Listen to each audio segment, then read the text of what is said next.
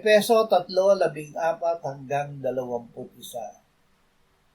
Iniluluhod ko ang ating mga tuhod sa Ama, na sa Kanya'y ipinangalan ang bawat sambahayan sa langit at sa lupa, upang sa inyo'y ipagkaloob niya ayon sa kayamanan ng Kanyang kaluwalhatian, na kayo'y palakasin ng kapangyarihan sa pamamagitan ng Kanyang Espiritu sa pagkataong loob, upang si Kristo ay manirahan sa inyong mga puso sa pamamagitan ng pananampalataya, kung paanong kayo'y nag-uugat at tumitibay sa pag-ibig.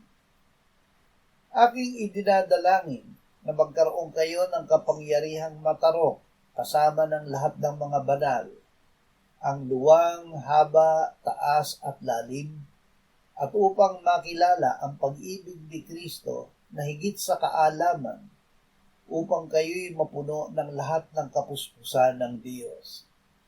Ngayon sa Kanya na makakagawa ng higit na sagana kaysa lahat ng ating hinihingi o iniisip, ayon sa kapangyarihang gumagawa sa atin, sumakan niya nawa ang kaluwalhatian sa Iglesia at kay Kristo Jesus sa lahat ng mga salinlahi, magpakailan paman.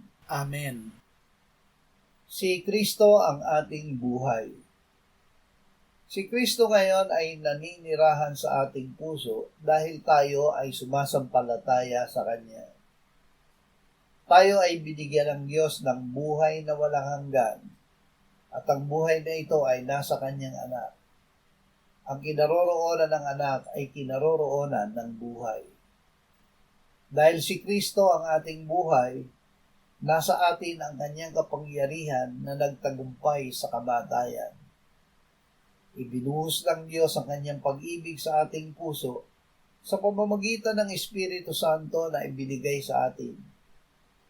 Si Kristo na ating tagapagligtas ay ating manggagamot.